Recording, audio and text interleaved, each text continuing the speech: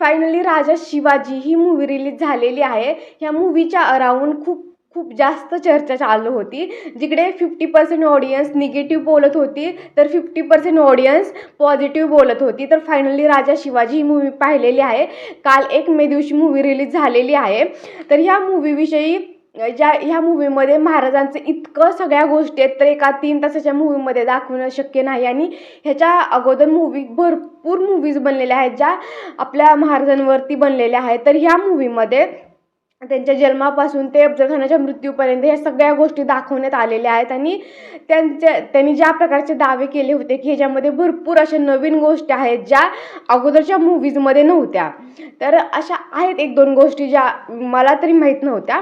But ऑडियन्सचा जो opinion असतं ना, ते खूप मॅटर करतं. आणि त्यांनी जे ट्रेलर बघून ओपिनियन ऑडियन्सनी दिलं होतं, जो फीडबॅक दिला होता, तो त्यांनी घेतलेला आहे. सगळ्यात महत्त्वाची ही गोष्ट आहे. तर ज्या प्रकारे स्टोरी लाईन होती, ज्या प्रकारे त्या गोष्टी त्यांनी दाखवल्या, प्रेझेंट केल्या, अत्यंत उत्तम प्रकारे केलेल्या आहेत. ज्या प्रकारे सगळ्यात महत्त्वाचं जे मला ज्या गोष्टी आवडल्या त्या मी सांगते, की जिकडे स्टार्टिंगपासून जे महाराजांच्या जन्मापासून ज्या गोष्टी दाखवल्या त्यांनी, आणि रितेश सरांचे जे 2 मुलं आहेत ना, त्यांनी ज्या प्रकारे दोघांचं जे काम होतं ना, जे वेगवेगळ्या टाईमलाईनमध्ये त्या दोघांना दाखवलं ना, खूप खूप मस्त होतं. ट्रेलरमध्येच मला तो सीन खूप आवडला होता. तर त्या गोष्टी ज्यावेळेस लहानपणीचे महाराजांनी सईबाईचा विवाह स्पेशली ते ज्यावेळेस स्क्रीनवरती दाखवत होते ना, तो मोमेंट खूप जास्त मेस्मराईजवाला होता. तर तो मोमेंट खूप मस्त होता, जो मला स्पेशली खूप जास्त आवडला. त्या सगळ्या गोष्टी ज्या सॉन्गच्या माध्यमातून दाखवण्यात आल्या, तर ते खूप भारी होतं. तो मोमेंट खूप भारी होता. ते पूर्ण खूप भारी होतं. मी ट्रेलर बघून पण बोलली होती की ज्यावेळेस जेनेलिया सईबाईचं कॅरेक्टर निभवतात, तर त्यावेळेस ज्यावेळेस त्या स्क्रीनवरती येतात ना, एक्झॅक्टली त्यांचा तो रुबाब दिसून येतो, त्यांचा तो ओरा दिसून येतो. पण ज्यावेळेस ते डायलॉग्स बोलतात ना, तर ते मूव्हीमध्ये इम्प्रूव्हमेंट झालं असेल असं वाटलं होतं. बट ते एनिवेज ते एवढं निग्लेक्ट करू शकतो. पण ज्यावेळेस ते दोघं दिसत होते ना, त्यांच्या मोमेंट ते खूप मस्त होतं. तो एक सीन मला खूप जास्त आवडला. आणि ऑब्व्हियसली एक लास्टचा सीन जो पूर्ण मूव्हीमध्ये चांगलं, सगळे सीन खूप छान होते. पण ते जो सीन होता ना, ज्यावेळेस त्याच्या सॅटिस्फॅक्शन मिळतं ना मूव्ही पाहिल्यानंतर, की पैसा वसूलवाली फिलिंग येते ना, तो सीन म्हणजे अफजल खानाचा मृत्यू. ज्या प्रकारे त्याला महाराजांनी फाडलं, तो सीन म्हणजे त्यावेळेस ज्या तो सीन खूप मस्त होता. पैसा वसूलवाला सीन होता. तर तो सीन खूप खूप दिवस झाले पाहिला नव्हता. तर तो सीन पाहून खूप मज्जा आली. आणि ज्या प्रकारे तो क्रिएट केला होता, ज्या प्रकारे त्या पूर्ण स्क्रीनवरती तो दिसत होता ना, आणि थिएटरमध्ये पाहायला काय मज्जा येते. तर तो सीन खूप भारी होता. तर हे 2 सीन खूप मस्त होते.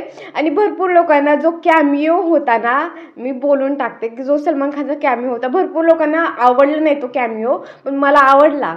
ज्या प्रकारे ऑब्व्हियसली की सलमान खानच्या जागी दुसरं कोणीही असतं ना, तरी पण तो सीन छानच दिसला असता, कारण त्यांनी तसा क्रिएट केलता. पण मला सलमान खान होता तरी पण मला आवडला तो सीन. ज्या प्रकारे खूप खूप छोटासा सीन होता, असं काही डायलॉग्स नव्हते, काही नव्हते, पण जो तो सीन होता ना, तो खूप भारी होता. आणि खूप छोटासा होता.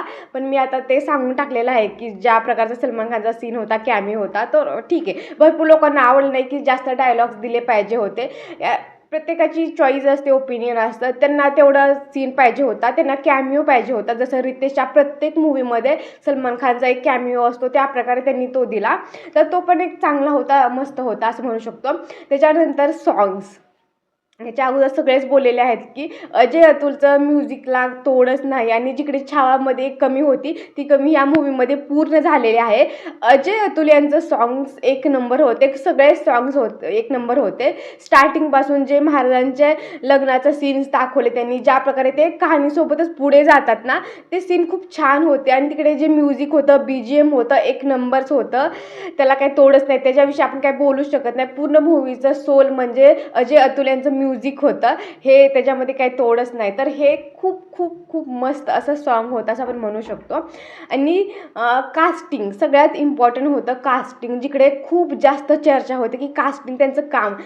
मला अभिषेक बच्चनचं पण काम आवडलं, कारण आता ते जाऊ दे ते आता हे त्यांना त्यांच्याकडे बघून आपल्याला दुसऱ्या मूव्हीची आठवण येते. पण कलाकाराचा तो धर्मच असतो की प्रत्येक कॅरेक्टर करणं. तर त्यांनी ते केलेलं आहे आणि त्यांनी 100% दिलेलं आहे. त्यांचे एफर्ट दिसून येतात. पण मराठी टोनचे ॲक्टर्सचे जे एफर्ट असणार ना, त्यांना ती हिस्ट्री माहीत असणार आणि त्यांचं ते जे आतून येणारं ॲक्टिंग ते खूप सॉलिड असणार आहे. त्याच्यामध्ये काही दुवादच नाही. पण ठीक आहे, मग त्यांच्या परीने जेवढी त्यांना होती तेवढी त्यांनी केली आणि ती खूप छान होती. रितेश यांना महाराज पाहणं एक खूप जास्त म्हणजे ते प्रोसेस होत नव्हतं. स्टार्टिंगला आपल्याला असं ठीक आहे नको नको, पण ते होतं. ज्यावेळेस वॉर सिक्वल येतात त्यावेळेस ना ते खूप जास्त आपल्याला छान वाटतं आणि ते आपण एक्सेप्ट करायला लागतो. कारण नंतर रितेश नाही तर महाराज म्हणून आपण बघतो. त्यांचे पाठीमागचे सगळे गोष्टी विसरून जातो. फक्त आपण त्या सीनमध्ये डुबलो जातो. त्यामुळे ना ते गोष्ट डोक्यामध्ये राहतच नाहीत की हे रितेश आहेत की महाराज आहेत. त्यामुळे मला रितेश यांना मी ते बघून ते विसरून जातं की यार रितेश आहे. त्यामुळे मला रितेश सर यांना ना ते महाराजाच्या भूमिकेमध्ये पाहून एक्सेप्ट केलं होतं. त्यामुळे त्यांची भूमिका पण मला खूप चांगली आणि चांगली वाटली. कारण प्रेक्षकाचं ओपिनियन होतं की त्यांना एक्सेप्ट करणारच नाही, की ते कसेच दिसतात ते सगळं ठीक आहे. पण ज्यावेळेस तुम्ही मूव्ही पाहायला चालू करताना त्यावेळेस तुम्ही ऑटोमॅटिक त्या गोष्टी एक्सेप्ट करायला लागतात. त्याच्यानंतर आपले मराठी ॲक्टर्स त्यांची तर काही तोडच नाही. त्यांचं ते ऑटोमॅटिक येतं त्यांच्यामधून. त्यांचं ज्यावेळेस महाराजांची भूमिका असते त्यावेळेस त्यांचं प्रत्येक जे ॲक्टर होते ना त्यांची भूमिका एक नंबर होती. भाग्यश्री मॅमचं जास्त डायलॉग्स नव्हते त्यामुळे त्यांचं चांगलं वाटलं. जिजाऊंचा रोल चांगला केला त्यांनी. पण ठीक आहे होतं. पण मला सगळ्यात महत्त्वाचं जे रोल आवडायला नाही पाहिजे, पण ते ॲक्टर म्हणून रोल खूप जास्त आवडला जो होता विद्या बालनचा. म्हणजे त्या साईडून त्यांनी रोल केला तरी पण तो रोल मला आवडला. कारण विद्या बालनची ॲक्टिंग खूप मस्त असते. त्यामुळे मला ते विद्या बालनचा रोल खूप जास्त आवडला बाकीच्या लोकांपेक्षा.